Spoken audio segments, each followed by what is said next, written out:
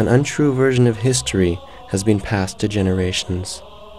Despite all adversities, some people who are not afraid to tell the truth still live. A Turkish friend saved my father. He took him to the Russian army, travelling on foot for 3 nights and 3 days. Sometimes, when the subject opened, when we had guests, or the conversation got deeper, my father's eyes would fill with tears, and he would say, "The Turks were good." Turkish villagers always had good intentions towards Armenians. The Turkish villagers, even the whole Turkish nation, were so good to Armenians, and Armenians were close to them. But the Kurds, they took advantage of this. They did very bad things. They raided us. They would even steal the things we carried. They were plunderers.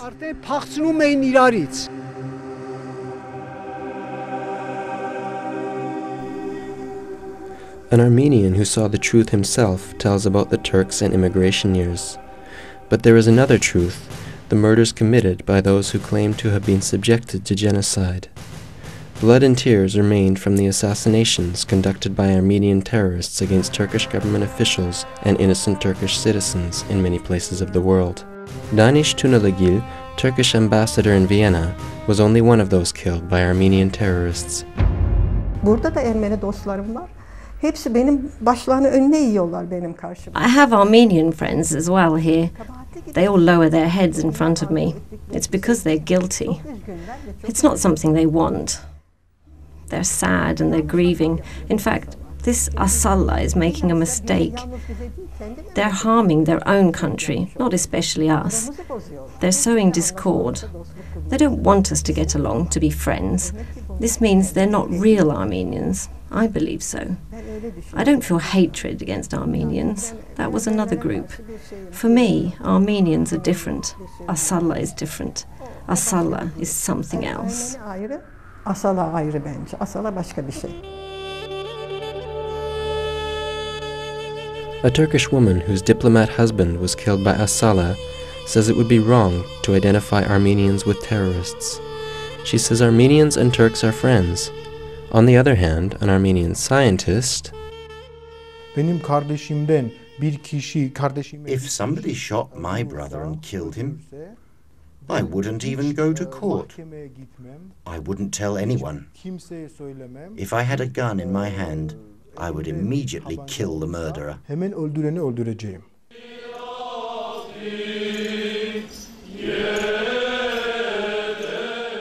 those who in the past dressed up their children in the uniforms of Armenian rebels, donned with arms and knives, make their children take oaths for vengeance at school today. They crowd monuments installed in the name of an unproven genocide. The Armenian school, which is our hope, is the basis of our example. We educate and surround our new generation with the Armenian spirit there.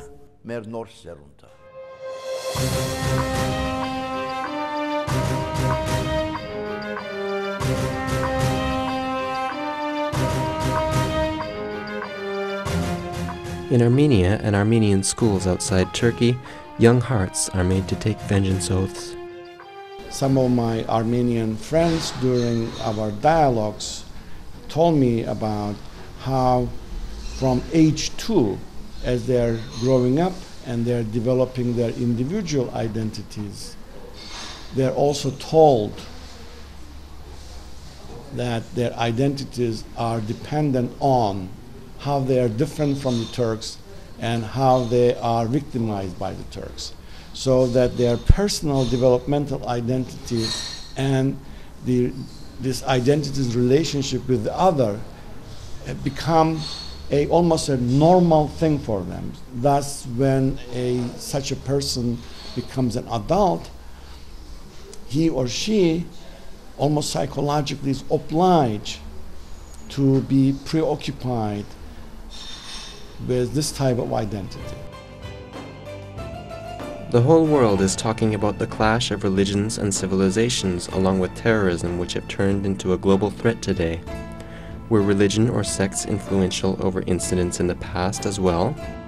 Non ho dubbi che ci sia I have no doubt that all the religious problems we are facing now are an imposition stemming from religious difference.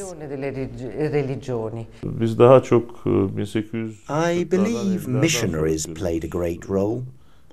Relations deteriorated after the 1840s and 50s. rolü olduğuna ben inanıyorum.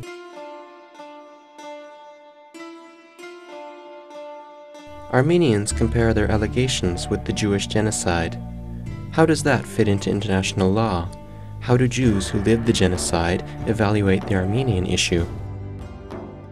The Jewish experience in World War II particularly, where the full power of an industrial state like Germany was trained upon a single people for no crime except that they were Jewish, and where of the 6 million people who died, over 1.5 million were children under 12 years old, we think is unique. There has been nothing like it in history.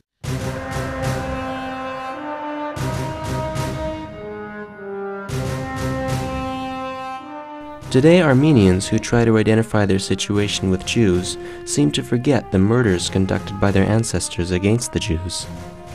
Armenians who served as Nazi officers in Hitler's army played a major role in this blood-covered page of history. In Caucasia, there were Armenian troops in the service of Nazi Germany and Armenian journals supporting the Nazi regime. Hitler's famous quote, "Who remembers the Armenians?" Well, I can tell you exactly who remembered the Armenians. It was Hitler. I'm about halfway through with the next book in my series I'm doing, and my working title is Hitler's Armenian Nazis. And there were over 100,000 of them volunteered starting in 1935 to fight for Aryan purity with the Nazis. They even had a radio broadcast from Berlin once a week, and there were over 500 of them. They had newspapers. So when you come up with a fake document, which nobody can really verify that it just showed up like, well, Hitler said this.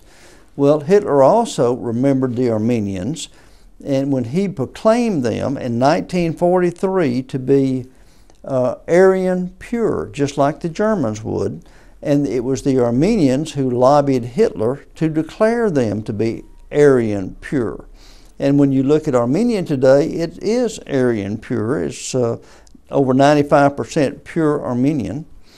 They've driven everybody else out, and by law, you can't even, if you're a minority, you can't hold a public office in Armenia, just like the Nazis did.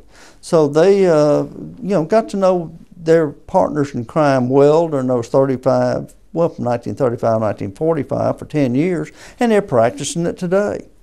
So, yeah, Hitler remembered the Nazis. They were his partners, and I think that needs to be told.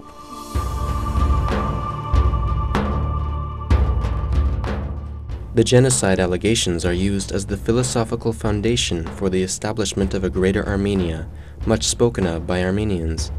They wish to disrupt the territorial integrity of a country.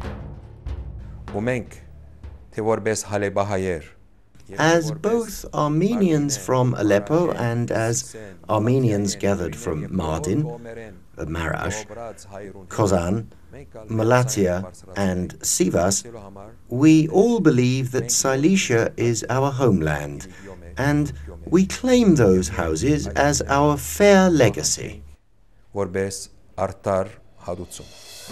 We who live in the United States are going to have to give up all of our land to the Mexicans because they had Texas and several other states, and the rest of us in the other parts of the United States are going to have to go back to Europe because the Native Americans owned that before they did. So if you take the Armenian logic to its conclusion, none of us belong any place.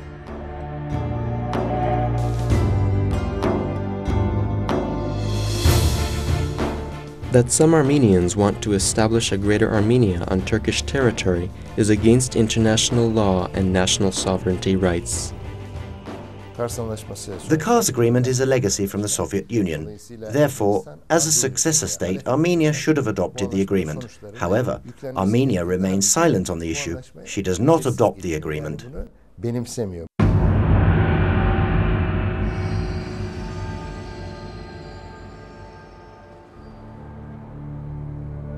In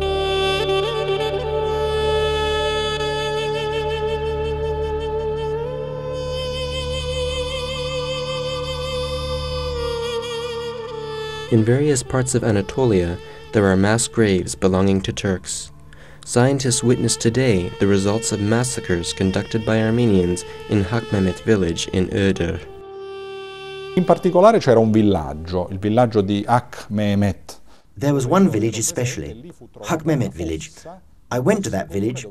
A mass grave was found, and there laid the Turks that were killed during the incidents. There were about 30 people, and these were young women.